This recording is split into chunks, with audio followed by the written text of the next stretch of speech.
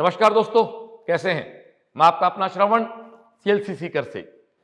आप दोस्तों इस समय जिला स्तरीय प्रतिभा खोज प्रतियोगिता एग्जाम जो 27 फरवरी को आज आपने 12 से 2 के बीच राजस्थान के 270 परीक्षा केंद्रों पे दी है। 5वीं, 6वीं, 7वीं, 8वीं, 9वीं, 10वीं, 11वीं, 12वीं। और आप अब उस पेपर का देख रहे हैं वीडियो सॉल्यूशन सीएलसी सीकर के यूट्यूब चैनल प्लेटफॉर्म पे। क्यों सही कह रहा हूं? बोलो, पेपर कैसा रहा? मजा आया? देखो ओएमआर सीट मिली है ना, एक इतना सुंदर सा पेपर आपके पास आया, ऑब्जेक्टिव एग्जाम आपने पहली बार दी। एक बात ध्यान चाहूं बच्चों, गार्जियंस आप भी इसको देख रहे हैं, सुने, ये एग्जाम केवल स्कॉलरशिप का मकसद नहीं होता हमारा। इस एग्जाम का मकसद केवल स्कॉलरशिप नहीं है, केवल एडमिशन नहीं है। इस एग्जाम का मकसद है कि 5वीं, 6वीं, 7वीं में ही बच्चे को बता दिया जाए कि ओएमआर सीट क्या होती है, ऑब्जेक्टिव एग्जाम क्या होती है। कि साहब नीट और जेई या कोई भी एग्जाम देना कॉम्पिटिटिव, करीब करीब एग्जाम्स आजकल कहां होती है? ओएमआर पे होती हैं। तो आप सोचोगे एक 5वीं क्लास का बेटा बेटी आज ओएमआर को भर रहा है, हो सकता है उसे गलतियां हो गई होंगी, हो सकता है एग्जाम को ढंग से नहीं दे पाया होगा, फिर भी उसने एक कदम बढ़ाया अपने अच्छे भविष्य की तरफ। तो ये वीडियो सॉल्यूशन आप देख रहे हैं, हर क्लास का अलग अलग वीडियो सॉल्यूशन है, पूरा वीडियो सॉल्यूशन देखें। आपको किसी भी प्रश्न में लगता है कि हमने सॉल्यूशन गलत दे दिया या कि गलत है, तो प्लीज आप अपना नाम, अपनी क्लास, अपना रोल नंबर और क्वेश्चन नंबर लिख के मेरे इस नंबर पे 9928738888 व्हाट्सएप कर दें आप लोग। बोलो हाँ या ना। और 27 तारीख की ही रात को 9 बजे इस पेपर की आंसर शीट भी आपके पास आ जाएगी। इस पेपर की आंसर शीट भी आज 27 फरवरी को ही रात को 9 बजे हमारी साइट पे, साइट कौन सी? dtac.clcparivar.in, यानी इस एग्जाम की जो भी हिस्ट्री है वो सारी यहीं रहेगी। अब फिर से एक बार स्लाइड देख लें, dtac.clcparivar.in। ओके, एग्जाम हो गई, वीडियो सॉल्यूशन देख लिया, डाउट खत्म हो गए, आंसर मिला लिए, नंबर जोड़ लिए। ओके डियर, रिजल्ट कब आएगा? ध्यान आपको, रिजल्ट आएगा 3 मार्च को शाम को 5 बजे। हाँ, वो साइट पे जाओ, देखो आप साइट पे जाओगे, ये रिजल्ट की साइट खुलेगी 3 तारीख को 5 बजे। देखो ये रहा, अपना रोल नंबर फीड करो, अपना मोबाइल नंबर फीड करो। अब पुरस्कार कब दिए जाएंगे? लो लिस्ट पड़ी। वैसे आपको पता है, आपके पेपर के लास्ट पेज पे देखा होगा ना, ये किस जिले में हम लोग कब आ रहे हैं। बाकी स्लाइड भी देख लो आप हमारी साइड पे। हाँ, सीकर, चूरू, झुंझुनू, अजमेर, राजसमंद की डेट्स हम होली के बाद देंगे, क्योंकि आपको पता 5 मार्च से लेके 16 मार्च तक लगातार मैं फंक्शन कर रहा हूं। हाँ, मैं खुद आ रहा हूं साहब, बिल्कुल 29 के 29 जिले में खुद कवर करने आऊंगा। नो डाउट लोड रहेगा, भागदौड़ी रहेगी, लेकिन दोस्तों झोंपड़ी में बैठी खोपड़ियों को आगे बढ़ाना, प्रतिभाओं को तलाश कर आगे लेके जाना, मेरे जैसे बहुत से और भी श्रवण गांव में बैठे होंगे, मेरे जैसे बहुत से श्रवण को श्रवण सीएलसी तक के मुकाम पे पहुंचाने का अभियान आखिरी सांस तक रहेगा मेरा। सीएलसी बाई चांस नहीं है साहब। आज के 26 साल पहले जब सीकर में मैंने कोचिंग स्टार्ट किया था, माफी चाहता हूं गलत शब्द काम ले रहा हूं, अपने आप में कैरियर का सुसाइड केस था ये। आज तो लोग नकल करते हैं यहां, आज तो चलते हुए बाजार में कोई भी अपने ठेला लगा लेता है, लेकिन हमने सीकर की जमीन पे एक बीज बोया। उस बीज की खुशबू है कि आज हजारों हजारों बेटा बेटी हर साल सीएलसी के माध्यम से मेडिकल में जाता, आईटी में जाता, एनआईटी में जाता है। सीएलसी ना किसी की होड़ में बनी, ना किसी को तोड़ के बनी। सीएलसी मूल बीज है, एक विचार बीज है जो जमी फोड़ के बनी। और इसीलिए दोस्तों आज 270 गार्जियन सब सोच के देखो, राजस्थान के 29 जिले 270 सेंटर पे एक टाइम एग्जाम, पेपर की क्वालिटी आपके सामने है, अल्टीमेट पेपर। उसका रिजल्ट कब आएगा? आप वीडियो सॉल्यूशन देख रहे हैं, आप की देख रहे हैं, उसके बाद फंक्शन, और हर जिले पर आकर। ऐसा नहीं कि एग्जाम काली फिर मैं आओ सीकर आ जाओ हमारे पुरस्कार लेने। क्यों भाई सीकर क्यों आओ? सीकर तो बाद की बात है। आपके जिले पर आकर आपका पुरस्कार वितरण किया जाएगा। डेट और टाइम आप जरूर प्लीज वॉच कर ले। हाँ, पुरस्कार वितरण समारोह में सभी मेरे अपने सादर आमंत्रित हैं। जिन बच्चों ने एग्जाम दी है उनको तो आना ही आना है, अन्य बच्चे भी, मोटिवेशनल सेमिनार भी होगा हमारा वहां, उसको सुनना भी आप आना चाहें तो आप आ सकते हैं। वैसे इस कोरोना के टाइम में मेरे शाम के लाइव सेशन से बहुत से प्रत्यक्ष अप्रत्यक्ष मेरे अपने जुड़े हुए हैं। आपको ध्यान है ना, मैं डेली शाम को 6:30 बजे CLC Sikar Facebook page, CLC Sikar YouTube channel और श्रवण सीएलसी मेरे जो पेज है उन सब पे 6:30 लाइव आता हूं। आज मुझे बहुत अच्छा लगा। आज लेटेस्ट वीडियो से पहले ही हमारे भरतपुर के 2 बहुत ही गांव के सिंपल से किसान भाई आए। उन्होंने कहा चौधरी साहब हम आपका लाइव देखते तो सिर्फ मेरे आंखों पानी आ गया। उस दिन पता लगा कि दोस्तों हकीकत ये है, भगवान कृष्ण की बात आज बहुत अच्छी लगी कि यदि कर्म को मन से किया जाए तो फल की इच्छा करने की कहीं आवश्यकता नहीं है, फल भगवान अपने आप देता है, तो दे रहा सीएलसी को। ओके, वापस पॉइंट पे आते हैं। ठीक है डियर, तो एग्जाम हो गई, वीडियो सोल्यूशन देख लिया, की आ गई। 5 मार्च से 16 मार्च तक आपको फंक्शन में आना है। हाँ भाई, फंक्शन में आने के लिए, पुरस्कार के लिए आपको अपने एडमिट कार्ड, प्रवेश पत्र की कॉपी साथ लानी होगी। और एक बात निवेदन करना चाहूंगा, यदि आप फंक्शन में नहीं आ पाए तो फिर पुरस्कार देने के लिए संस्था की व्यावसायिक जिम्मेदारी नहीं है, फ्रेंडली जिम्मेदारी फिर भी हमारी है। हाँ, सीकर कभी आओगे तो दिया जाएगा। आप सोचो कि उदयपुर फंक्शन था, मैं वापस उदयपुर पुरस्कार देने आऊंगा, संभव नहीं हो सकता। हाँ, सीकर आने के बाद आप पुरस्कार बाद में दे सकते हैं। मैं बहुत गहरी बात कह रहा हूं। फंक्शन, जिस डिस्ट्रिक्ट हेडक्वार्टर फंक्शन पे आपको पुरस्कार लेना है तो प्लीज खुद आना पड़ेगा, एडमिट कार्ड साथ लाना होगा, और नगद पुरस्कार के लिए आपको अपना आधार कार्ड भी साथ लाना होगा। और इसके अलावा मैं इस वीडियो से सब अपनों से अपील करता हूं, जो जिंदगी में कुछ करना चाहते हैं, जो जीतना जानते हैं दोस्तों, जो जीना जानते हैं, वो काम सिखाती है सीएलसी। सीएलसी जीतना सिखाती है, जीना सिखाती है। ये सुनना देखना है तो आपका अपना श्रवण आपके खुद के जिले में आ रहा है आपसे बात करने के लिए। हर दिन सुबह शाम दोनों टाइम मीटिंग्स, लोड रहेगा, पर फिर भी एक जुनून है। फिर किसी झोंपड़ी में बैठी खोपड़ी को आईटी में भेजना है, फिर किसी एक सामान्य से परिवार के बच्चे को दिल्ली एम्स भेजना है। साहब, सपने बड़े हैं तो काम तो करना ही पड़ेगा ना, सपने बड़े हैं तो जगना ही पड़ेगा ना साहब। कलाम साहब की बात साहब बहुत अच्छी लगती है कि सपने वो नहीं होते सोने के बाद आते हैं, सपने वो होते हैं जो सोने नहीं देते हैं। और इसी सपनों को पूरा करने के लिए हम जिले जिले, गांव गांव, डगर डगर घूम रहे हैं। क्योंकि माफी चाहता हूं उन लोगों के तो बहुत रखवाले हैं जिनके घर में अर्थ भी है, गाइडलाइन भी है।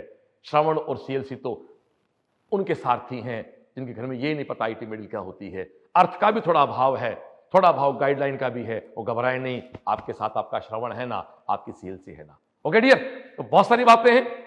फंक्शन में आना है, किस दिन किस जिले में आपका फंक्शन है उस दिन आना है। 1.5 से 2 घंटे आपके साथ रहूंगा, बातें करेंगे। और मेरे सारे अपने, प्लीज प्लीज प्लीज निवेदन है आपके भाई का, सारे अपने इस विजय उत्सव में, इसको नाम विजय उत्सव पर पुरस्कार वितरण समारोह बोल दो, चाहे विजय उत्सव बोल दो, आप सब सादर आमंत्रित। ओके, थैंक यू, जय CLC. Hello everyone, myself Kavita Rajpur, team CLC. Today we will discuss about DTSC paper 2022. तो हमारे पास यहाँ पे फर्स्ट क्वेश्चन है, the distance between Delhi and Mumbai is usually expressed in units of. तो देखिए, हमें बताना है कि किस यूनिट में हम किसी डिस्टेंस को मेजर करते हैं। तो हम जानते हैं कि किलोमीटर में हम किसी भी डिस्टेंस को मेजर करेंगे। तो यहाँ पे क्या हो जाएगा, फोर्थ ऑप्शन एकदम करेक्ट हो जाएगा। देखिए सेकंड क्वेश्चन कुछ इस प्रकार है, which of the following does not express time interval, यानी टाइम इंटरवल को कौन सा इनमें से एक्सप्रेस नहीं करता है। तो यहाँ पे अपने पास ऑप्शन है day, a second, a school period। ये सारे के सारे क्या करते हैं, किसी भी टाइम इंटरवल को शो करते हैं, जबकि last option time of the first bell in the school जो है वो इसे एक्सप्रेस नहीं करता है। चलिए अब हम चलते हैं नेक्स्ट क्वेश्चन की तरफ। बड़े आसान से क्वेश्चन है। तो हमारे पास थर्ड क्वेश्चन जो है वो कुछ इस प्रकार है, which of the following can never form a circular shadow, यानी इनमें से जो कौन सा है जो सर्कुलर शैडो को शो नहीं करता है। A ball, a flat disk, a shoe box and ice cream cone. तो यहाँ पे सर्कुलर शैडो को जो शो नहीं करेगा वो है ए शू बॉक्स। चलिए नेक्स्ट क्वेश्चन हम देखते हैं। Fourth question, a filament of a torch bulb is, first option is a metal case, second is a metal tip at the center of the base, third option is two thick wires and last is a thin wire। तो हम जानते हैं कि किसी भी torch के bulb में हम क्या करते हैं, थिन वायर का यूज करते हैं। तो यहाँ पे फोर्थ ऑप्शन एकदम करेक्ट हो जाएगा। चलिए अब हम चलते हैं नेक्स्ट क्वेश्चन की तरफ। फिफ्थ नंबर क्वेश्चन है, Paheli is running short on connecting wires to complete an electric circuit, C में use A। यानी यहाँ पे हम बोल रहे हैं कि यहाँ हम क्या कर रहे हैं, एक सर्किट बना रहे हैं, तो हम क्या यूज कर सकते हैं। तो देखिए ग्लास बेंगल कभी यूज नहीं कर सकते, रबर पाइप, सारे इंसुलेटर्स हैं, थिक थ्रेड ये भी यूज नहीं कर सकते, लेकिन हम यहाँ पे स्टील स्पून यूज कर सकते हैं किसी भी सर्किट को कंप्लीट करने में। सिक्स्थ क्वेश्चन है हमारे पास, which of the following activity does not involve use of water, यानी हमें बताना है कि निम्न में से कौन सा क्रियाकलाप पानी के उपयोग को शामिल नहीं करता है, यानी हमें बताना है कि वाटर कहाँ पे यूज नहीं होता है। तो देखिए फर्स्ट ऑप्शन है वॉशिंग क्लॉथ, तो इसमें तो वाटर यूज होता है। बाथिंग में भी क्या होता है, वाटर यूज होता है। क्लीनिंग यूटेंसिल्स, इसमें भी क्या होता है, वाटर यूज होता है। लेकिन ड्राइंग वेट क्लॉथ यानी गीले कपड़ों को सुखाने में वाटर यूज नहीं होता है। इट मीन यहाँ पे हमारा जो फोर्थ ऑप्शन है वो क्या हो जाता है, बिल्कुल करेक्ट। अब हम चलते हैं नेक्स्ट क्वेश्चन की तरफ। 7 नंबर क्वेश्चन है यूनिट ऑफ एरिया इज। तो हम जानते हैं कि एरिया क्या होता है, लेंथ एंड ब्रेड्थ का जो मल्टीप्लीकेशन होता है वो एरिया होता है। तो इसका आंसर क्या हो जाएगा, मीटर स्क्वायर। चलिए नेक्स्ट क्वेश्चन की तरफ हम चलते हैं। 8 नंबर क्वेश्चन है unit of electric current is. Electric current very easy question है ये, इसका आंसर क्या हो जाएगा, एम्पियर। यानी इलेक्ट्रिक करंट की जो यूनिट होती है बच्चों वो क्या होती है, एम्पियर। नेक्स्ट क्वेश्चन की तरफ हम बढ़ते हैं। The correct relation between focal length distance of object and image from the pole of mirror, यानी हमें देखना है कि फोकस दूरी दर्पण से प्रतिबिंब तथा बिंब दूरी का सही संबंध। तो यहाँ पे इसका आंसर क्या होएगा, 1/f equals to 1/v plus 1/u, यानी यहाँ पे फर्स्ट ऑप्शन क्या है, बिल्कुल करेक्ट है। चलिए अब हम देखते हैं next question 10 number question. If 10 coulomb of charge is flowing through a wire for 5 minute then the amount of current will be. तो देखिए ये करंट से रिलेटेड क्वेश्चन है, तो अगर हम इसे सॉल्व करेंगे तो इसका आंसर आएगा 2 एम्पियर। हम यहाँ क्या करेंगे, जो हमारे पास कूलम है उसको डिवाइड कर देंगे टाइम पीरियड से, तो इसका फाइनली आंसर आ जाएगा जो हमारे पास है 2 एम्पियर। चलिए अब हम चलते हैं नेक्स्ट क्वेश्चन की तरफ। Which one of the following is a conductor of electricity, यानी इलेक्ट्रिसिटी का कंडक्टर कौन सा है। तो हम जानते हैं कि जो सिल्वर होता है वो इलेक्ट्रिसिटी का गुड कंडक्टर होता है, तो यहाँ पे क्या हो जाएगा, सेकंड ऑप्शन एकदम करेक्ट। नेक्स्ट क्वेश्चन हमारे पास है यूनिट ऑफ स्पीड इज, यानी हमें क्या देखनी है, चाल की यूनिट को देखना है कि चाल की यूनिट क्या होती है। तो हम जानते हैं कि कोई भी स्पीड हो उसे हम मीटर पर सेकंड में यूनिट लिखते हैं, यानी हमारे पास फर्स्ट ऑप्शन क्या हो जाएगा, बिल्कुल करेक्ट हो जाएगा। अब हम चलते हैं नेक्स्ट क्वेश्चन की तरफ। 13 नंबर क्वेश्चन है in the incident of reflection the angle of incidence is 30 degree, यानी हमारे पास एंगल है 30 degree, then the angle of reflection will be. तो यहाँ पे हमें देखना है कि कौन सा ऑप्शन बिल्कुल करेक्ट होएगा। तो हम जानते हैं कि जितना इंसिडेंस एंगल ऑफ रिफ्लेक्शन आया है उतना ही हमारा क्या होगा, यहाँ पे रिफ्लेक्शन होगा, यानी यहाँ पे थर्ड ऑप्शन बिल्कुल करेक्ट है, 30 ही क्या होगा इसका आंसर होगा। देखिए next question 14th number question, how many terminals are there in a dry cell, यानी किसी भी ड्राई सेल में कितने टर्मिनल होते हैं ये हमें बताना है। तो हम जानते हैं किसी भी ड्राई सेल में कितने टर्मिनल होते हैं, 2 टर्मिनल, यानी यहाँ पे फर्स्ट ऑप्शन बिल्कुल क्या हो जाएगा, करेक्ट। चलिए अब हम चलते हैं नेक्स्ट क्वेश्चन की तरफ। 15th number question, filament of A bulb is made up. हम जानते हैं कि बल्ब का जो फिलामेंट होता है वो टंगस्टन मेटल का बना होता है, क्योंकि टंगस्टन का मेल्टिंग पॉइंट क्या होता है, वेरी वेरी हाई होता है। इसका मीनिंग क्या हो गया, यहाँ पे फोर्थ ऑप्शन बिल्कुल करेक्ट हो गया। अब हम चलते हैं नेक्स्ट क्वेश्चन की तरफ। नेक्स्ट क्वेश्चन है which is an example of an insulator, यानी हमें देखना है कि इंसुलेटर कौन सा है। तो देखिए बेकेलाइट क्या होता है, एक बेस्ट इंसुलेटर होता है, जबकि एल्यूमिनियम क्या है, कंडक्टर है। टेप वाटर भी क्या होता है, कंडक्टर होता है। तो यहाँ पे इसका आंसर क्या होएगा, बेकेलाइट इज एन इंसुलेटर, यानी फर्स्ट ऑप्शन इसका करेक्ट होएगा। देखिए यहाँ पे क्वेश्चन नंबर 17 हम लोग देख रहे हैं, वो है which of the following is not soluble in water, यानी हमें देखना है कि इनमें से कौन सा एक है जो वाटर के अंदर सॉल्यूबल नहीं होगा। देखिए सुगर, सॉल्ट, चॉक पाउडर। हम जानते हैं कि शुगर क्या है, सॉल्यूबल होती है वाटर के अंदर, सॉल्ट भी क्या होता है, वाटर के अंदर सॉल्यूबल होता है, जबकि चॉक पाउडर कभी भी वाटर के अंदर सॉल्यूबल नहीं होता है। तो यहाँ पे थर्ड ऑप्शन क्या हो जाएगा, एकदम करेक्ट हो जाएगा। अब हम चलते हैं नेक्स्ट क्वेश्चन की तरफ। नेक्स्ट क्वेश्चन है choose the transparent substance among the following, यानी हमें ट्रांसपेरेंट को सेलेक्ट करना है, तो वो क्या हो जाएगा बच्चों, ग्लास हो जाएगा, क्योंकि वुड, मिरर और स्टोन कभी भी ट्रांसपेरेंट नहीं होते हैं। चलिए अब हम चलते हैं नेक्स्ट क्वेश्चन की तरफ। Which one of the following is insoluble in water. देखिए फिर से वैसा ही क्वेश्चन है, यानी हमें देखना है कि कौन सा वाटर के अंदर सॉल्युबल नहीं होता, इनसॉल्युबल यानी सॉल्युबल नहीं होता है। तो देखिए अल्कोहल तो वाटर के अंदर सॉल्युबल है, सोडियम क्लोराइड भी सॉल्युबल है, शुगर भी सॉल्युबल है, लेकिन कोकोनट ऑयल कभी भी वाटर के अंदर सॉल्युबल नहीं होता है। कोकोनट ऑयल हो चाहे कोई सा भी ऑयल हो, कभी भी वाटर के अंदर सॉल्युबल नहीं होता है। अब हम चलते हैं नेक्स्ट क्वेश्चन की तरफ।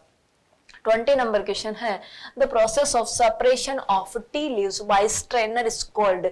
हम जानते हैं कि स्ट्रेनर से टी लीव्स को अगर हम अलग करें, सेपरेट करें, तो वो क्या होता है, फिल्ट्रेशन प्रोसेस होता है। बड़ा ही आसान सा क्वेश्चन था। चलिए अब हम चलते हैं नेक्स्ट क्वेश्चन की तरफ। नेक्स्ट क्वेश्चन है the process of conversion of water vapour in liquid, यानी वाटर वेपर से हमें लिक्विड फॉर्म करना है, यानी ये हमारे पास कोई भी वेपर है, तो इस वाटर वेपर से हमें क्या फॉर्म करना है बच्चों, लिक्विड फॉर्म करना है। तो इस मेथड को बच्चों हम क्या बोलते हैं, कंडेंसेशन बोलते हैं। क्या बोलते हैं, कंडेंसेशन, यानी यहाँ पे ऑप्शन क्या आ जाएगा, फर्स्ट एकदम करेक्ट हो गया। चलिए अब हम चलते हैं नेक्स्ट क्वेश्चन की तरफ। The process of melting of waxes, यानी वैक्स की जो मेल्टिंग, यानी मोम जब मेल्ट होता है तो इस प्रोसेस को हम क्या बोलते हैं। तो बच्चों मेल्टिंग की जो प्रोसेस है, यानी वैक्स की जो मेल्टिंग की प्रोसेस है, ये केमिकल प्रोसेस भी है और एक फिजिकल प्रोसेस भी है, यानी यहाँ पे दोनों ही क्या हो जाएंगे, एकदम करेक्ट हो जाएंगे, यानी chemical change and physical change दोनों ही क्या है, एकदम करेक्ट है। चलिए ये याद रखने वाला क्वेश्चन है पर इंटरेस्टिंग क्वेश्चन है। अब हम चलते हैं नेक्स्ट क्वेश्चन की तरफ। The substances formed in reaction is called, यानी किसी रिएक्शन में अगर कोई सब्सटेंस फॉर्म होता है तो उसे हम क्या बोलते हैं, हम जानते हैं उसे हम क्या बोलते हैं, प्रोडक्ट बोलते हैं। वेरी इजी क्वेश्चन था। अब हम चलते हैं नेक्स्ट क्वेश्चन की तरफ। A process in which an object become smaller और श्रिंक, यानी एक ऐसी प्रोसेस जिसमें जो ऑब्जेक्ट होता है वो स्मॉल हो जाता है और श्रिंक हो जाता है, तो उसे हम क्या बोलेंगे, कॉन्ट्रैक्शन बोलेंगे, यानी संकुचन हो जाता है। चलिए अब हम चलते हैं नेक्स्ट क्वेश्चन की तरफ। In how many state of matter does water exist, यानी जो वाटर होता है वो कितने स्टेट में एग्जिस्ट कर सकता है। यानी हम देखते हैं वाटर की बात करते हैं तो बच्चों वाटर लिक्विड फॉर्म में तो जनरली होता ही है, लेकिन अगर हम इसे कूल कर देते हैं तो ये आइस भी हो जाता है, यानी सॉलिड फॉर्म में भी चला गया। तो सॉलिड भी हो गया, लिक्विड भी हो गया, थोड़ा हीट कर दिया तो ये क्या हो गया, वेपर में भी चला गया, यानी गैस फेज में भी चला गया। इसका मतलब 3 स्टेट में वाटर जो है वो एग्जिस्ट कर सकता है। अब हम चलते हैं नेक्स्ट क्वेश्चन की तरफ। नेक्स्ट क्वेश्चन है which one is the purest form of water, यानी वाटर की प्योर फॉर्म कौन सी होती है। तो हम जानते हैं रेन वाटर जितना भी होता है सबसे ज्यादा क्या होता है, प्योर। तो रेन वाटर क्या है, यहाँ पे बिल्कुल करेक्ट आंसर है। नेक्स्ट क्वेश्चन देखिए, evaporation of water is due to the heat of, यानी किसकी हीट से इवेपोरेशन होता है। तो हम जानते हैं हीट यानी सन ही प्रोड्यूस करता है हीट, तो इसका आंसर क्या हो जाएगा, सन, बिल्कुल करेक्ट आंसर। चलिए अब हम चलते हैं नेक्स्ट क्वेश्चन की तरफ। एयर इज ए, यानी एयर जो है वो क्या है। देखिए एयर हम लोग जानते हैं बहुत सारी गैसों का क्या होता है, मिक्सचर होता है। तो सिंपल इसका आंसर क्या चला जाएगा, air is a mixture. Okay अब हम चलते हैं नेक्स्ट क्वेश्चन की तरफ। The ratio of nitrogen to oxygen in the air, देखिए हमारे पास क्या है, ये नाइट्रोजन है और ये क्या है, ऑक्सीजन है। हमें क्या पूछा है, रेशियो। जनरली हम जानते हैं कि नाइट्रोजन 78.09% होती है और ऑक्सीजन होती है 21%। अगर हम इसे सॉल्व करते हैं, इसे सॉल्व करेंगे तो ये ऑलमोस्ट आएगा 4:1 के इक्वल। इसे आप 20 मान के कर सकते हैं, इसे आप 80 मान के कर सकते हैं, तो क्या हो जाएगा 4:1। चलिए तो यहाँ पे सेकंड ऑप्शन क्या हो जाएगा, एकदम करेक्ट हो जाएगा। अब हम चलते हैं नेक्स्ट क्वेश्चन की तरफ। नेक्स्ट क्वेश्चन है air contains oxygen by volume, यानी जो एयर है और वो कितना ऑक्सीजन कंटेन करती है, तो हम जानते हैं कि एयर में ऑक्सीजन बाई वॉल्यूम कितना होता है, 21% होता है। तो यहाँ पे फोर्थ ऑप्शन क्या हो जाएगा, एकदम करेक्ट हो जाएगा। चलिए अब हम चलते हैं नेक्स्ट क्वेश्चन की तरफ। नेक्स्ट क्वेश्चन है 31 नंबर क्वेश्चन, जो कुछ इस प्रकार है, major part of the air is constituted by which gas of the following, यानी कौन सी गैस है जो सबसे ज्यादा होती है एयर में, तो हम जानते हैं वो है नाइट्रोजन। कौन है, नाइट्रोजन। तो यहाँ पे फर्स्ट ऑप्शन एकदम करेक्ट हो जाएगा। चलिए अब हम चलते हैं नेक्स्ट क्वेश्चन की तरफ। The upper most layer of the atmosphere is, यानी एटमॉस्फेयर की जो अपर मोस्ट लेयर होती है उसे हम क्या बोलेंगे, सिंपली क्या बोलते हैं उसे, एग्जोस्फियर। देखिए ये वर्ड एग्जोस्फियर सबसे आउट होने की वजह से बना है, तो इसका आंसर क्या हो जाएगा, एग्जोस्फियर। अब हम चलते हैं नेक्स्ट क्वेश्चन की तरफ। Requirement of dash is an essential condition of burning, यानी बर्निंग के लिए क्या रिक्वायरमेंट होती है, क्या ऑक्सीजन, क्या कार्बन डाइऑक्साइड, क्या नाइट्रोजन। तो हमें पता है रिक्वायरमेंट क्या होती है बर्निंग के लिए, ऑक्सीजन, यानी यहाँ पे फर्स्ट ऑप्शन क्या हो जाएगा, एकदम करेक्ट। तो 34 नंबर कुछ इस प्रकार है, which of the following set comprises only herbivorous animals, यानी हमें देखना है कि हर्बीवोरस एनिमल इनमें से कौन कौन से हैं। तो हमारे पास ऑप्शंस हैं cow, goat, rabbit and deer. तो यही क्या है, सारे के सारे शाकाहारी प्राणी हैं। तो यहाँ पे फर्स्ट ऑप्शन क्या हो जाएगा, बिल्कुल करेक्ट हो जाएगा। नेक्स्ट क्वेश्चन हमारे पास है, which of the following vegetable obtain from root, यानी रूट से हमें कौन कौन सी जो वेजिटेबल्स है वो मिलती है। तो यहाँ पे बहुत सारे ऑप्शंस है, लेकिन हम जानते हैं कि जो कैरेट होती है वो हमें रूट से मिलती है। अब हम चलते हैं नेक्स्ट क्वेश्चन की तरफ। तो नेक्स्ट क्वेश्चन कुछ इस प्रकार है, leaves absorb sunlight and prepare food using, यानी यहाँ पे हमें देखना है कि करेक्ट ऑप्शन कौन सा होगा, कि पत्तियां सूर्य के प्रकाश का अवशोषण व इसमें क्या होना चाहिए, क्लोरोफिल होना चाहिए, तभी क्या होएगा, यहाँ पे फोटोसिंथेसिस होएगा। अब हम चलते हैं नेक्स्ट क्वेश्चन की तरफ। नेक्स्ट क्वेश्चन है, रफेज हेल्प्स इन, यानी जो रफेज होते हैं वो किसमें हेल्प करते हैं। तो हमारे पास ऑप्शन है यहाँ पे, protecting our body from disease, providing energy, movement of bowel, building and repair of various body parts. तो यहाँ पे इसका आंसर क्या होएगा, मूवमेंट ऑफ बॉवेल। चलिए अब हम चलते हैं नेक्स्ट क्वेश्चन की तरफ। नेक्स्ट क्वेश्चन की तरफ, night blindness is caused due to deficiency of, यानी हमें देखना है कि जो रतौंधी रोग होता है वो किसकी कमी से होता है। तो हम जानते हैं विटामिन ए की कमी से क्या होता है, ये जो डिजीज है वो होती है, यानी फर्स्ट ऑप्शन बिल्कुल क्या हो जाएगा, यहाँ पे करेक्ट हो जाएगा। चलिए अब हम चलते हैं नेक्स्ट क्वेश्चन की तरफ, जो है हमारे पास 39 number question, proteins are made up of, यानी हमें देखना है कि जो प्रोटीन्स होती है वो किससे फॉर्म होती है। तो हम ऑलरेडी जानते हैं कि जितने भी अमीनो एसिड्स होते हैं वो मिलकर प्रोटीन का फॉर्मेशन करते हैं। तो यहाँ पे सेकंड ऑप्शन बिल्कुल करेक्ट हो जाएगा।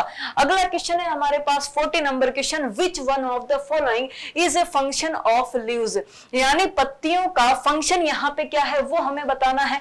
तो हम जानते हैं कि जो लीव्स होती है वो फोटोसिंथेसिस का वर्क करती है, लेकिन इसके साथ साथ आप लोगों को सेकंड ऑप्शन भी देखना था, जो क्या है, ट्रांसपिरेशन, यानी ये दोनों ही फंक्शन लीव्स करती है। इसका मतलब यहाँ पे आंसर क्या हो गया, थर्ड नंबर आंसर बिल्कुल करेक्ट हो गया।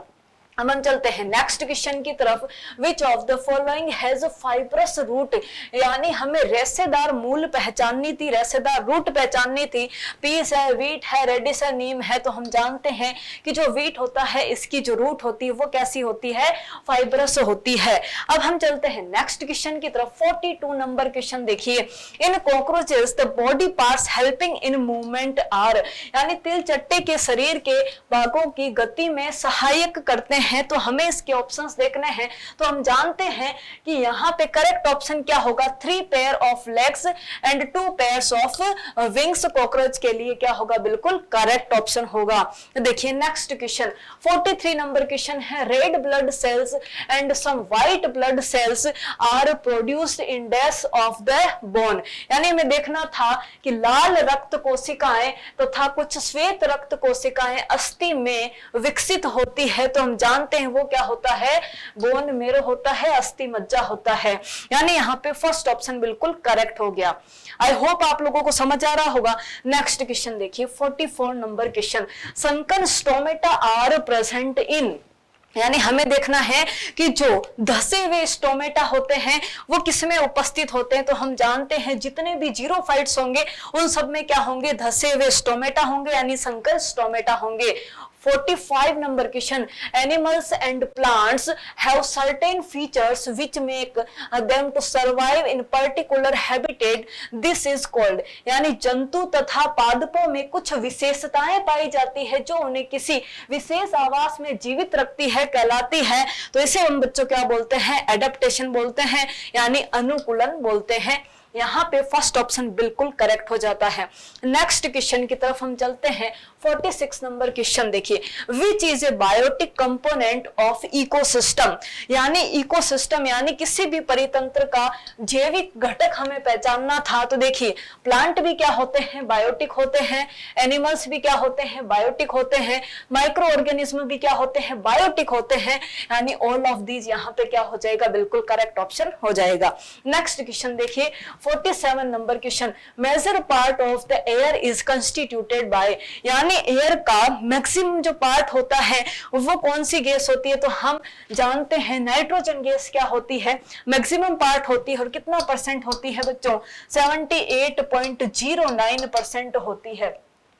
अब हम चलते हैं नेक्स्ट क्वेश्चन की तरफ। 48 नंबर क्वेश्चन है, envelope of air that surrounds the earth is known as, यानी हमें देखना है कि पृथ्वी के चारों ओर वायु का आवरण क्या कहलाता है, उसे हम क्या बोलते हैं बच्चों, एटमॉस्फेयर बोलते हैं, यानी सेकंड ऑप्शन बिल्कुल करेक्ट है। यहाँ पे हम देखते हैं 49 number question, the aquatic animals use dissolved oxygen in water for respiration, this is possible because oxygen is, तो ऑक्सीजन क्या होती है, वाटर के अंदर बच्चों सोल्यूबल होती है, इसीलिए ये जो जलीय प्राणी होते हैं इसे यूज कर सकते हैं, यानी यहाँ पे सेकंड ऑप्शन करेक्ट हो गया।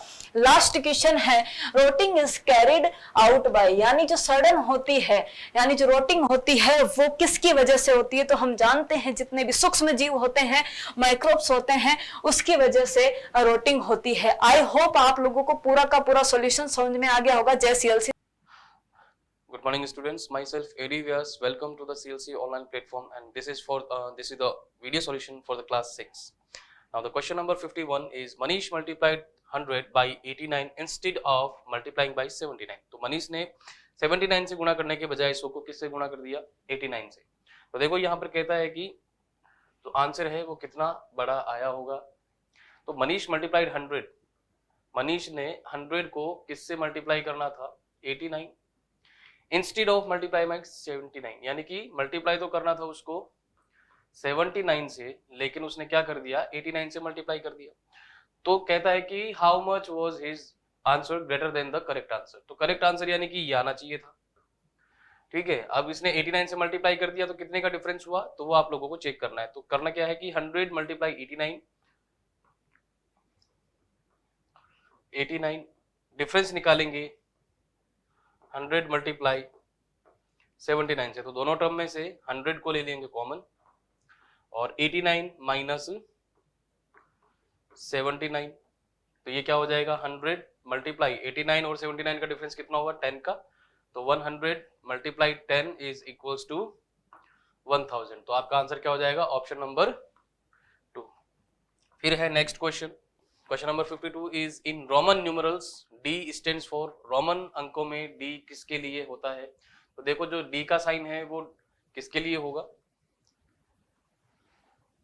वो होगा आपका,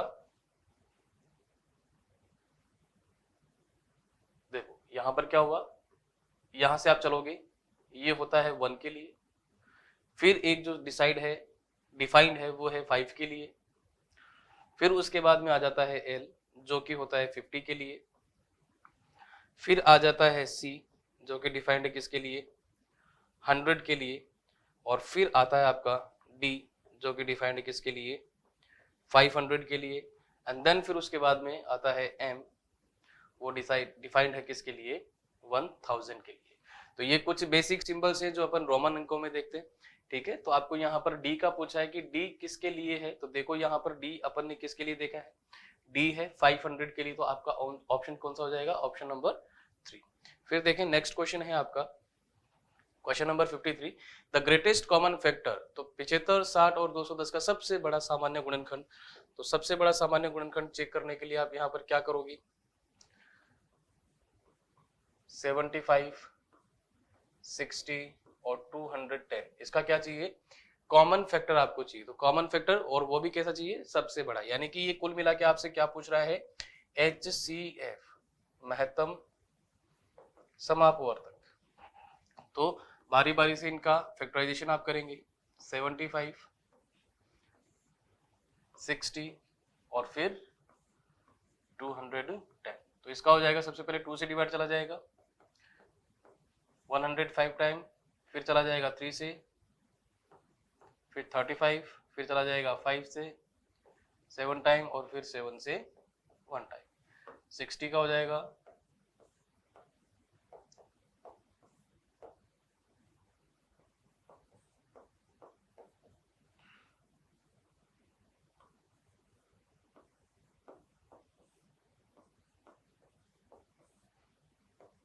अब यहां से आपको निकालना है कॉमन। तो देखो यहाँ पर 3, 3 और ये 3, तो एक तो चला गया 3, यहाँ पर 5 है, यहाँ पर भी 5 है और यहाँ पर भी 5 है, तो मल्टीप्लाई में 5।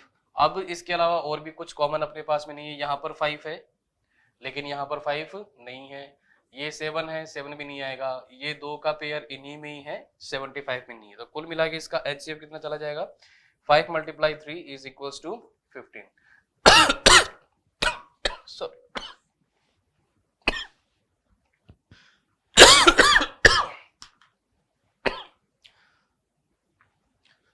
तो आंसर इसका हो जाएगा क्या, 15। नेक्स्ट क्वेश्चन है 54, which of the following statement is false, यानी कि इनमें से कौन सा कथन जो है वो असत्य है या फिर गलत है। देखो पहला आपको कहता है यहाँ पर सभी सम संख्याएं भाज्य संख्या है, all even numbers are composite numbers. तो सारे के सारे इवन नंबर्स कंपोजिट होते हैं क्या, बिल्कुल नहीं होते, क्योंकि पहला अपने पास में इवन नंबर है 2, जो कि कैसा है, इवन प्राइम नंबर होता है, सम संख्या भी होती है और अभाज्य भी होती है। तो पहला सभी सम संख्याएं कैसी हैं, भाज्य संख्याएं हैं। भाज्य संख्याओं के बारे में कह रहा था, तो ये जो अपने पास में आया है 2, ठीक है, तो क्या ये कंपोजिट नंबर है क्या, सभी सम संख्याएं भाज्य संख्याएं हैं। तो देखो पहला ही यहाँ पर क्या हो गया, ये सम संख्या है, क्या ये भाज्य है, बिल्कुल नहीं है। तो ये इवन नंबर तो है लेकिन कंपोजिट नहीं है, ठीक है, तो ये हो जाएगा। फिर दूसरा कहता है यदि एक सम संख्या को 2 से विभाजित किया जाता है, ठीक है, कोई भी सम संख्या हो 2 से विभाजित करेंगे, और सम संख्या है तो 2 से विभाजित होगा ही होगा, तो भागफल विषम या सम हो सकता है। तो ये स्टेटमेंट जो है आपका सही है। 2 विषम संख्याओं, तो 2 तो हो गई आपके पास में ओड नंबर, और हमने पढ़ा है कि odd number plus odd number हमने क्या मिलता है, इवन नंबर। और फिर कहता है कि तथा एक सम संख्या का योग, इसमें आप एक इवन नंबर और ऐड करोगे तो even number plus even number आपको क्या दे देता है, इवन नंबर। तो ये स्टेटमेंट भी क्या हो जाएगा, करेक्ट हो जाएगा। 2 अभाज्य संख्याओं का योग सदैव सम नहीं होता है। Sum of 2 prime numbers, 2 prime number है, मैंने ले लिया 3 + 5 कितना हो जाता है 8, इज नॉट ऑलवेज इवन। तो ये कहता है कि कभी भी इवन नहीं होता है। तो यहाँ पर आपके पास में आंसर क्या आ रहा है, इवन आ रहा है। तो ये स्टेटमेंट भी क्या हो जाएगा, सदैव सम नहीं होता है। अच्छा, हमेशा सम नहीं होता है। तो इसमें आप और भी देख सकते हो, भी आपके पास में क्या है, एक अभाज्य संख्या है, और अभाज्य संख्या में यहाँ पर कोई भी एक अभाज्य संख्या ऐड करोगे, कुछ भी ले लिया अपन ने, सपोज ये हो गया 2, तो 11 + 2 कितना हो जाता है 13। तो देखो यहाँ पर क्या हुआ कि जो कथन है अपने पास में, जो स्टेटमेंट है, 2 अभाज्य संख्याओं का योग सदैव सम नहीं होता है। तो यहाँ पर 2 अभाज्य संख्याओं का योग आपके पास में क्या हो रहा है, एक तो आ रहा है सम, और यहाँ पर आ रहा है अपने पास में विषम। तो ये स्टेटमेंट भी क्या हो जाता है, गलत हो जाता है, सदैव सम नहीं होता है, यानी कि ये भी क्या है, सही है। कि ये सम और विषम दोनों में से कुछ भी हो सकता है, तो ये स्टेटमेंट भी सही है। तो लास्ट अपने पास में क्या रहता है कि सभी सम संख्याएं भाज्य संख्याएं हैं, जहां पर अपन ने देख लिया कि ये दो इवन तो है लेकिन कंपोजिट नहीं है, तो आपका आंसर क्या हो जाएगा 54 का ऑप्शन नंबर फर्स्ट। फिर है नेक्स्ट क्वेश्चन आपके पास 55, the number of faces of the shape is, इसमें आपको बताना है नंबर ऑफ फेसेस। तो देखो यहां पर फेसेस कितनी होंगी,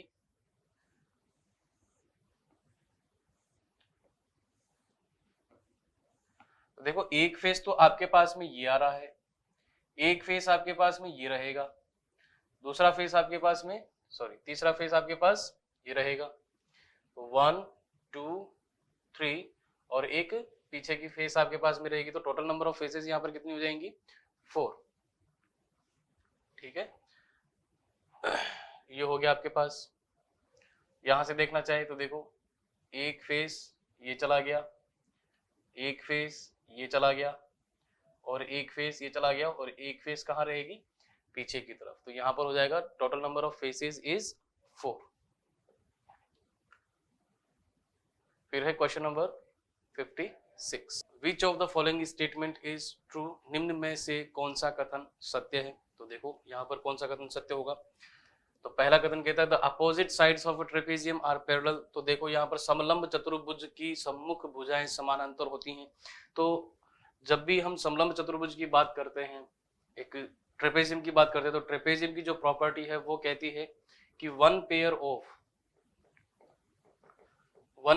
of opposite sides are parallel, तो इसमें जो दोनों पेयर हैं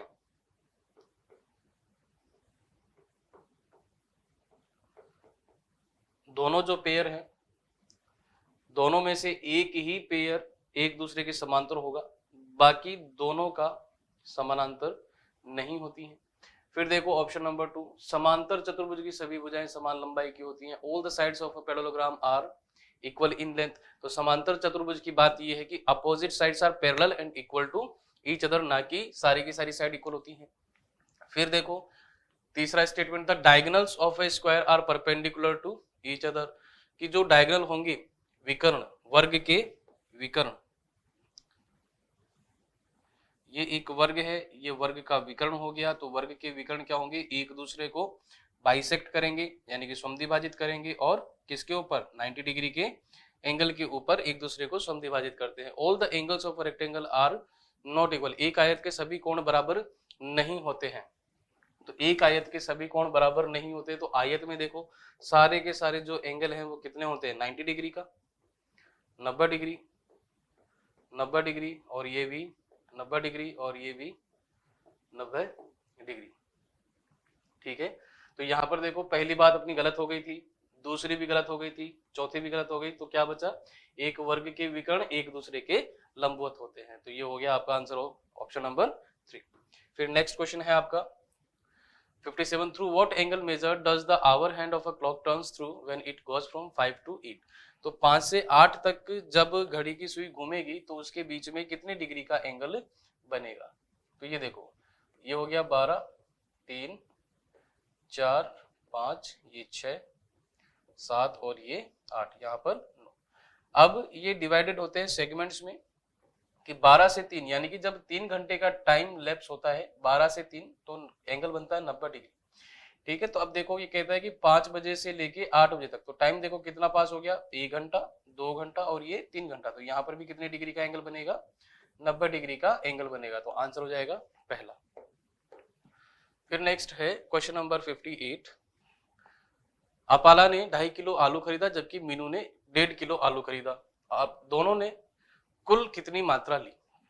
तो देखो एक का तो है 2.5 किलो और एक का है 1.5 किलो, इनको आप इम्प्रॉपर फ्रैक्शन में कन्वर्ट करोगे अनुचित भिन्न में, 2 2 जा 4 + 1 5/2 और ये हो गया 3/2, ऐड करेंगे तो 8/2 और 2 से 8 डिवाइड हो जाएगा 4 टाइम, तो टोटल मिला के कितना किलोग्राम हो गया 4 किलोग्राम।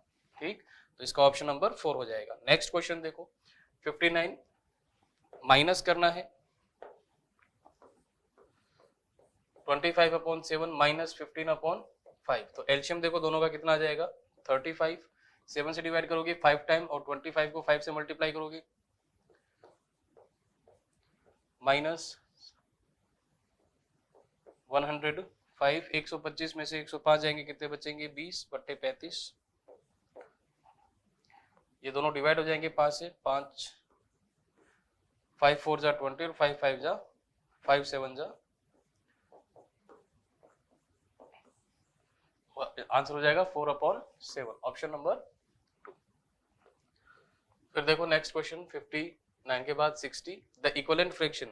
तो जो आपको दिया गया है 20/36, इसका समतुल्य भिन्न आपको चाहिए। तो इसका तुल्य भिन्न क्या हो जाएगा, देखो अब यहाँ पर है 4/7, 5/7 और 8 यानी कि इससे छोटा, यानी कि किसी नंबर से डिवाइड हुआ है। तो 20 और 36 का जो एलसीएम है वो कितना आ जाएगा 4 से आप दोनों को डिवाइड करोगे तो 4 5 जा 20 और 4 9 जा 36। आंसर क्या हो जाएगा, ऑप्शन नंबर 2।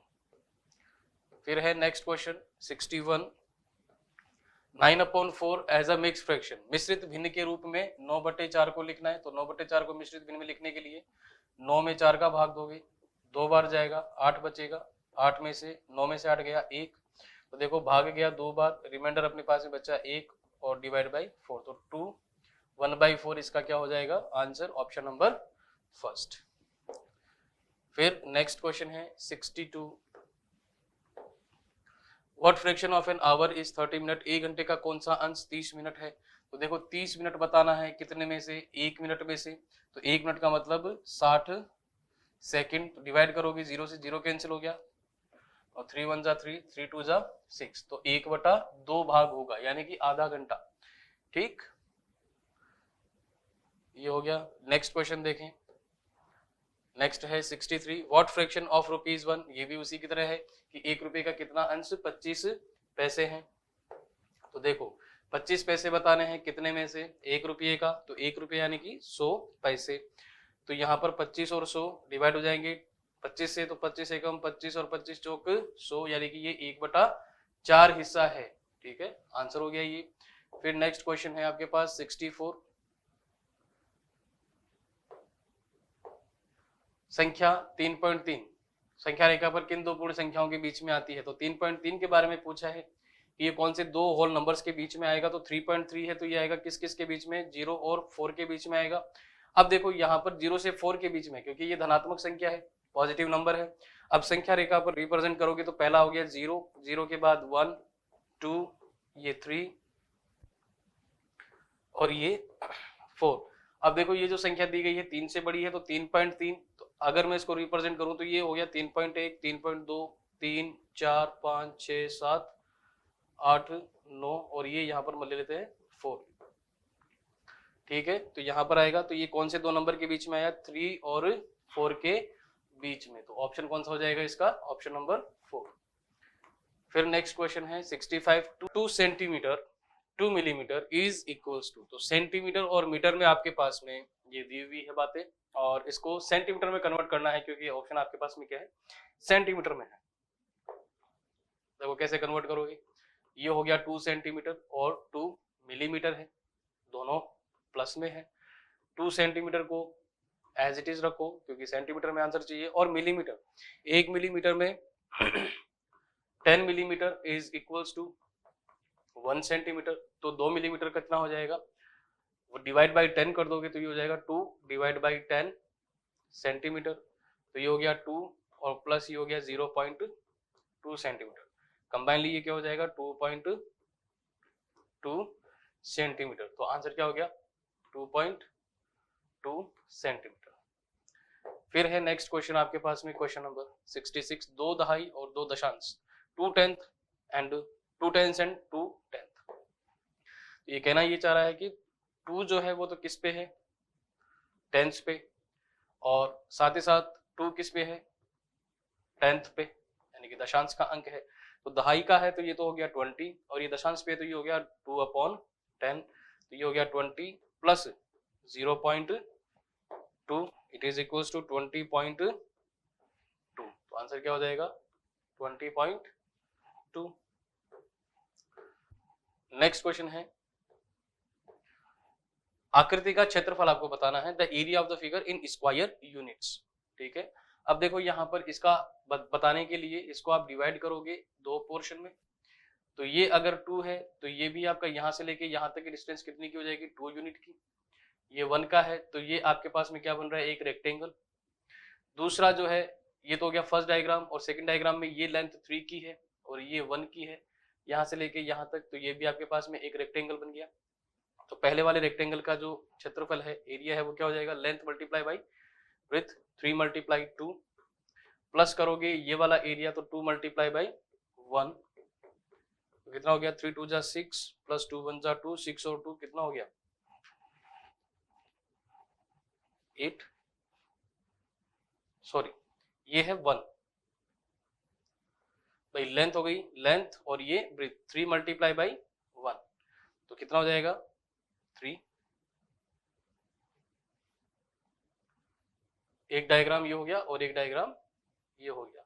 इसमें हो गई ये लेंथ 1 की और ये ब्रेथ हो गई 3 की, तो हो गया 3 मल्टीप्लाई बाई 1 प्लस यहाँ पर हो गया 2 मल्टीप्लाई बाई 1, तो 3 मल्टीप्लाई 1 3 और 2 multiply 1 2, 3 plus 2 equals to 5 square units. Answer जो हो जाएगा 3। फिर है नेक्स्ट क्वेश्चन 68। भूमि का एक आयताकार टुकड़ा एक रेक्टेंगुलर पीस ऑफ लैंड है जिसकी जो डायमेंशंस हैं वो आपको दे दी कितनी, 0.5 मल्टीप्लाई 0.25, तो एक तो होगी लेंथ और एक हो गई ब्रेथ। तो मान लेते हैं लेंथ कितना हो गया 0.5 किलोमीटर और ब्रेथ हो गया 0.25 किलोमीटर। प्रत्येक भुजा को तार के 4 फेरे से घेरा जाना है, आवश्यक तार की लंबाई, यानी कि ये जो रेक्टेंगुलर लैंड है, प्लॉट है, इसके चारों तरफ आपको फेंसिंग करनी है, और वो भी कितने, एक बार फेंस करने का मतलब क्या हो गया इसका 1 टाइम पेरीमीटर। फिर दूसरा चक्कर लगाएंगे तो 2 टाइम, ऐसे ही कितने चक्कर लगाने हैं, 4 फेरे से घेरा जाना है। तो ये क्या हो जाएगा, जो भी आवश्यक तार की लंबाई होगी, required length of wire is equals to 4 times the perimeter of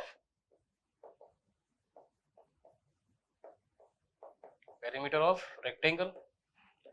तो 4 मल्टीप्लाई पेरीमीटर होता है 2 multiply length plus breadth, length हो गई आपके पास में 0.5 प्लस ये हो गया 0.25।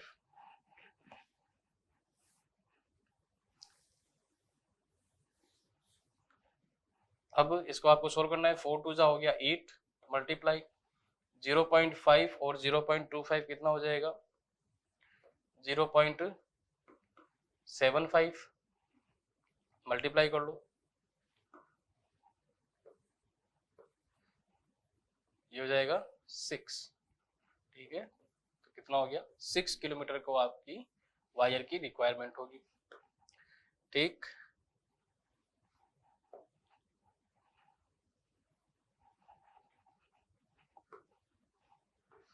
नेक्स्ट क्वेश्चन है 69। एक समपंचभुज का परिमाप, एक पंचभुज है रेगुलर पेंटागोन।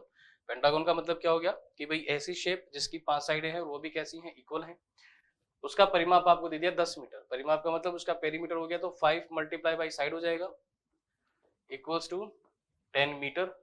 भुजा की लंबाई आपको पूछी है, तो साइड इज इक्वल्स टू 10 को आप डिवाइड कर दोगे 5 से, तो 5 2 जा 10, तो कितना हो जाएगा, एक साइड की जो लेंथ है वो कितनी हो जाएगी 2 मीटर। नेक्स्ट क्वेश्चन है 70।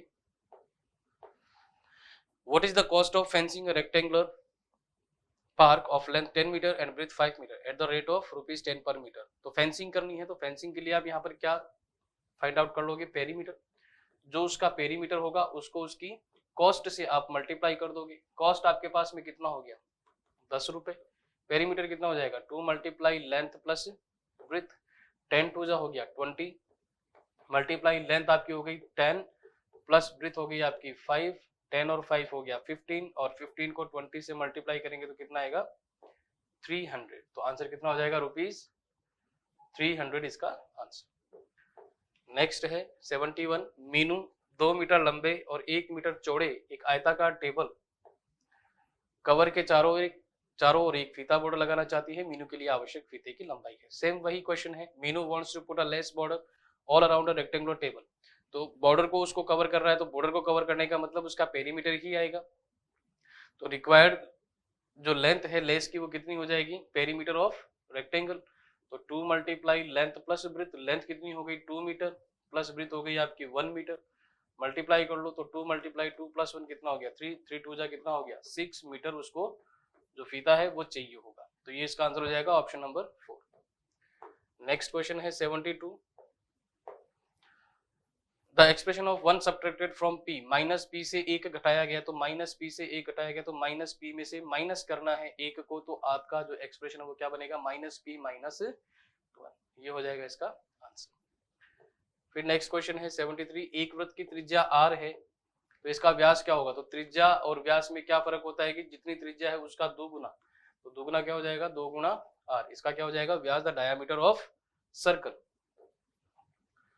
नेक्स्ट है प्रकार और पैमाने की एक जोड़ी का उपयोग करके 15 डिग्री का कोण खींचा जाता है। An angle of 15 degrees drawn using a pair of compasses and ruler, how is it done, ये कैसे किया जाता है। अब देखो एंगल कितने का बनाना है 15 डिग्री का, तो जब भी आप कंपास की हेल्प से बनाते हैं तो ये पॉइंट आपने एज इट इज रखा जहां पर आपका पॉइंटर आएगा, ये एक आप आर्क बनाओगे कोई भी कन्वीनियंट रेडियस का, तो पहला जो आर्क जाएगा वो तो जाता है 60 डिग्री का, ये हो गया 60 डिग्री का। अब 60 डिग्री अब बनाना है आपको 15 डिग्री का, तो 15 डिग्री 30 डिग्री से लेस देन होगा, तो जब आप 60 डिग्री का समद्विभाजक खींचोगे बाइसेक्टर, तो बाइसेक्टर कितने का आएगा वो आएगा 30 डिग्री का, और फिर इसका वापस आप क्या करोगे समद्विभाजक करोगे, बाइसेक्ट करोगे यहाँ से और यहाँ से, कंपास को रखने के बाद जो आर्क आएगा वो कितने का आएगा 30 डिग्री का, तो इस आर्क को मिला दोगे तो ये एंगल आपका कितने का जाएगा 15 डिग्री का। तो यहाँ से देखो अपन ने पहले क्या करा 60 डिग्री का बाइसेक्ट करा, फिर 60 डिग्री को जो आया अपन अपने के पास में उसके बाद में उसको वापस अपन ने क्या करा उसको बाइसेक्ट करा, तब कितने डिग्री का एंगल आया 15 डिग्री का।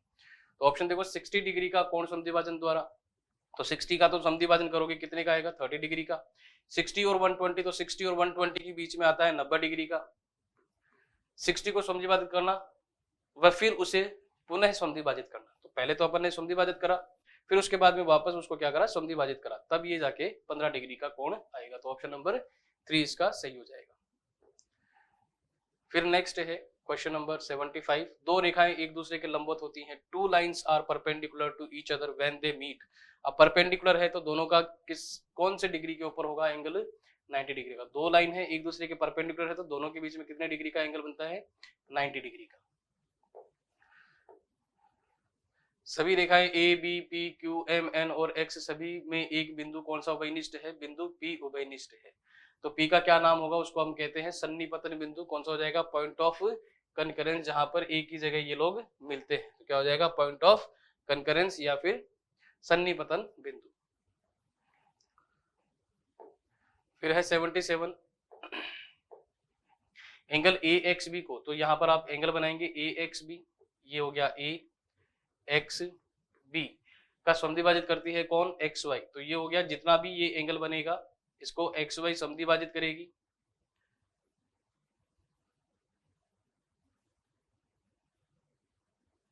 ये हो गई आपकी एक्स वाई। यदि वाई एक्स बी तो वाई एक्स बी ये एंगल आपको दे दिया कितनी डिग्री का 37.5 डिग्री का। तो पूछा है ए एक्स बी कितना होगा, तो ये 37.5 का है तो ये भी कितने का होगा 37.5 डिग्री का होगा। तो दोनों का सम कितना हो जाएगा 75 डिग्री। तो आंसर क्या हो जाएगा इसका 75 डिग्री।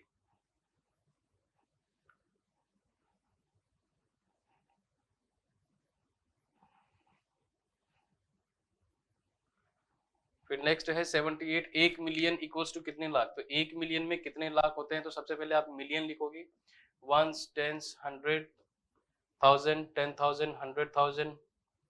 फिर ये हो गया मिलियन के लिए, तो यहाँ पर आप क्या लगाओगे 1।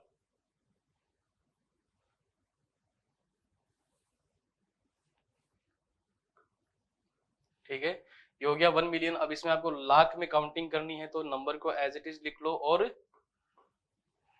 इंडियन सिस्टम के अकॉर्डिंग इसकी काउंटिंग करेंगे। तो देखो कितने लाख हो गए 1 से 10 से 100 1000 10,000 लाख 10 लाख, तो कितने लाख हो गए 10 लाख। तो आंसर क्या हो जाएगा ऑप्शन फर्स्ट।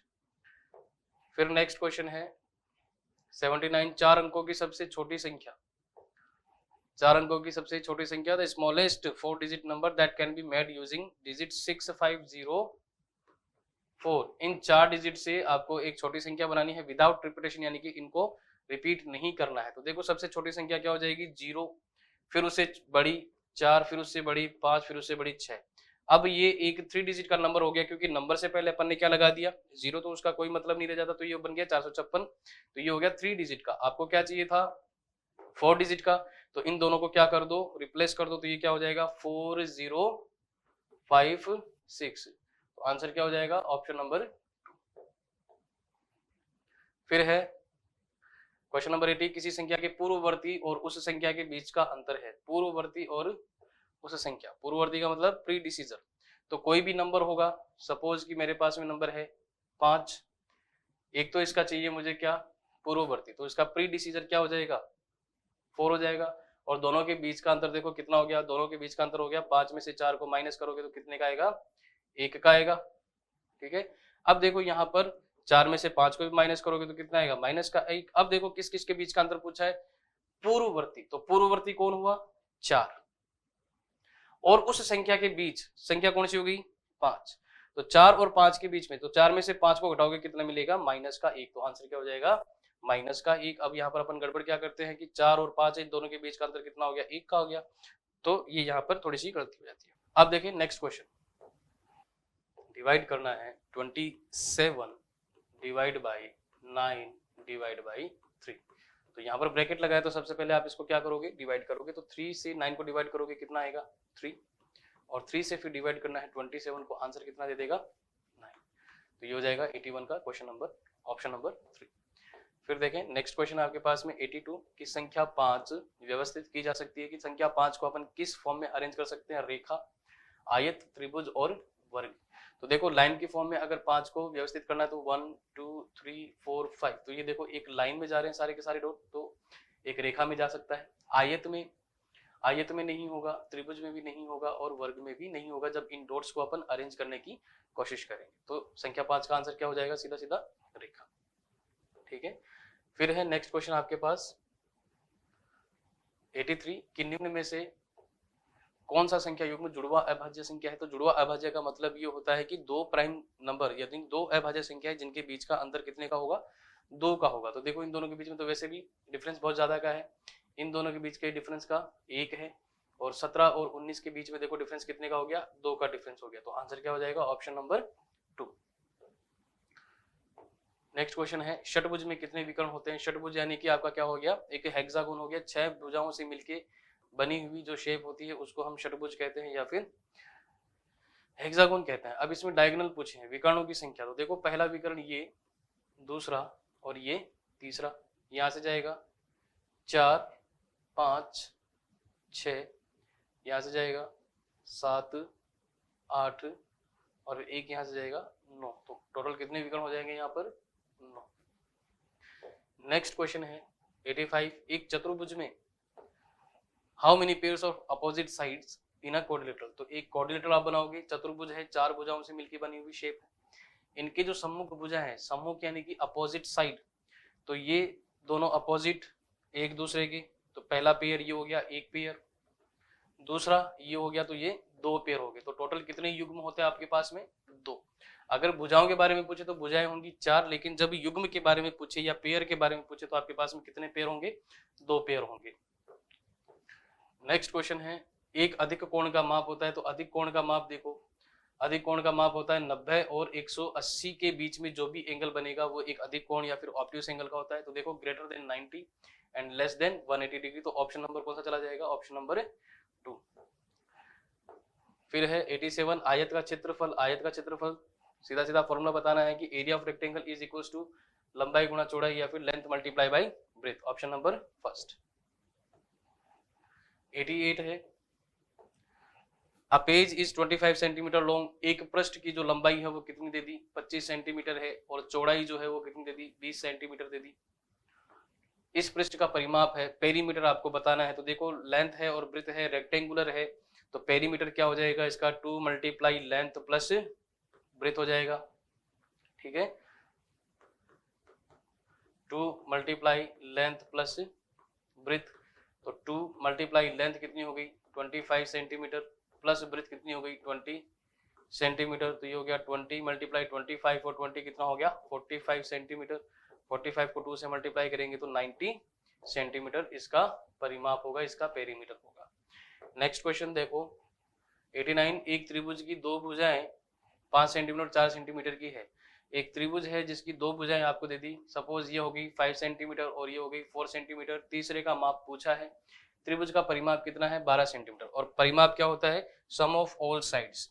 तो यहाँ पर देखो सभी को मैं कहता हूँ x plus Y plus Z, यानी कि 3 भुजाएं हैं, तीनों भुजाओं को मैंने कह दिया x y z, तीनों का माप दिया हुआ होगा और इन सभी का परिमाप कितना है 12 सेंटीमीटर। तो देखो एक भुजा जिसको मैंने कह दिया 5 सेंटीमीटर का है, दूसरी भुजा है 4 सेंटीमीटर का, तीसरी भुजा अपने को नहीं मालूम। तो 5 और 4 कितने हो गए 9, ट्रांसपोज करोगे तो 12 के पास जाएगा, तो माइनस में से 12 में से माइनस करोगे 9 को तो कितना आ जाएगा 3। तो जो तीसरी भुजा है उसका माप कितना होगा 3 सेंटीमीटर। तो आंसर क्या हो जाएगा ऑप्शन नंबर 3। फिर है नेक्स्ट क्वेश्चन, क्वेश्चन नंबर 90, वह नियम जो माचिस की तिल्ली का पैटर्न L, तो माचिस की तिल्ली से L बनाओगे तो पहली माचिस की तिल्ली ये और दूसरी माचिस की तिल्ली ये, तो कितनी हो गई माचिस की तिल्लियां 2। अब यहाँ पर पूछ ले कि भाई 2 अगर L है तो कितना हो जाएगा मल्टीप्लाई बाई 2 कर दोगी, 3 है तो मल्टीप्लाई बाई 3 कर दोगी, 4 है तो मल्टीप्लाई बाई 4 कर दोगी। इसी तरीके से अगर मेरे पास में n नंबर ऑफ L होंगे तो जितने नंबर होंगे उनको किससे मल्टीप्लाई कर दोगे 2 से, क्योंकि एक L में अपने को कितनी माचिस की तिल्लियां चाहिए 2, तो n में कितनी चाहिए होंगी 2 मल्टीप्लाई बाई n। तो इसका नियम क्या चला जाएगा 2n चला जाएगा। नेक्स्ट है 91, a तथा b का योग उनके गुणनफल में से घटाव के लिए व्यंजक है। Sum of numbers a and b, तो a और b का क्या करेंगे सम करेंगे, ये हो गया। सबट्रैक्टेड फ्रॉम देयर प्रोडक्ट, और इसको किस में से माइनस करना है ए बी में से, इनके प्रोडक्ट में से माइनस करना, तो क्या हो जाएगा A B minus A plus B. तो ऑप्शन नंबर कौन सा हो जाएगा ऑप्शन 3। ठीक है, फिर देखो नेक्स्ट क्वेश्चन 92, एक बंद आकृति से घिरी सतह की मात्रा को क्या कहते हैं। What is the amount of surface enclosed bye a closed figure. कोई भी एक फिगर होगा उसके द्वारा जो भी जगह घेरी जाती है उसको हम क्या कहते हैं क्षेत्रफल कहते हैं, क्या कहते हैं एरिया। तो इसका ऑप्शन हो जाएगा 2। नेक्स्ट क्वेश्चन है 93, a flask has 5 litre of lemonade, एक फ्लास्क में 5 लीटर नींबू पानी है, ये हो गया।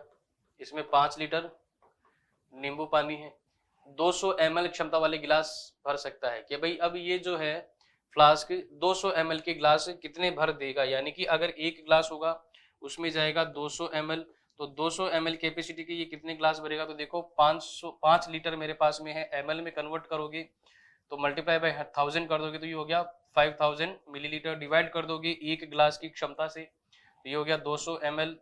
ml यूनिट से ml यूनिट कैंसिल हो जाएगी, नंबर ऑफ ग्लासेस ये देगा, 0 से 2 0 कैंसिल हो गए और 2 से 50 को कैंसिल आउट करोगे कितने आ जाएंगे 25, तो 25 ग्लासेस ये भर देगा। तो आंसर हो जाएगा आपका फर्स्ट। फिर है नेक्स्ट क्वेश्चन 94, निम्न में से कौन सा कथन सत्य है। अब देखो यहां से बताना है, ये रोमन संख्याएं हैं, अब यहां पर आपको बताना है कि इनमें से कौन सा सत्य है। ये हो गया x c 5 और ये नंबर क्या हो गया, देखो ये c है, इन दोनों में से बड़ा देखो 10 पहले लगा है और ये c है, तो ये c किसके लिए होता है साइन, ये होता है आपका 100 के लिए, और इधर छोटा नंबर लगा है तो ये हो गया 10। 100 में से 10 को माइनस करोगे तो ये तो किसका हो गया 90 का, ठीक। और ये हो गया कौन सा नंबर 8, तो 90 प्लस 8 टोटल मिला के कितना हो जाता है 98। और फिर दूसरा नंबर है MC8, MC और ये 8, तो M का मतलब होता है 1000 और C का मतलब होता है 100 और ये हो गया 8, तो सबको ऐड करोगे कितना हो जाएगा 1108। तो ये देखो 98 1108 से बड़ा है क्या, बिल्कुल नहीं है, तो पहला ऑप्शन क्या हो जाएगा गलत हो जाएगा, ठीक है। इसी तरीके से बारी बारी से हर एक ऑप्शन को चेक करोगे। DC, तो D का मतलब होता है 500, C का मतलब होता है 100 और ये 5 और 3 कितने हो गए 8, तो ये हो गया 608। फिर दूसरा नंबर है MC8, तो ये अभी अपन ने देखा था कितना 1108, और इनके बीच में ये है बिल्कुल 1108 किससे बड़ा है 608 से बड़ा है, तो ऑप्शन अभी तक तो ये सही है। फिर आगे देखो DC8, तो D का मतलब कितना हो गया 500, ये हो गया 100 और ये हो गया 8, तो कितना हो गया ये भी 608, और ये MC8 यानी कि 1108, तो ये दोनों बराबर नहीं हो सकते। फिर चौथा ऑप्शन है ये भी गलत हो गया। चौथा ऑप्शन हो गया XC, ये हो गया 8, XC का मतलब 90 और ये हो गया 98 टोटल मिला के, और ये हो गया L का मतलब 50, फिर 60, 70, 80 और ये हो गया 7, तो ये टोटल हो गया 87, तो 87 98 से बड़ा नहीं होता है, तो ये भी ऑप्शन गलत हो गया। तो आपका ऑप्शन कौन सा गया, ऑप्शन नंबर 2, ये इसका करेक्ट आंसर है। फिर नेक्स्ट क्वेश्चन देखो,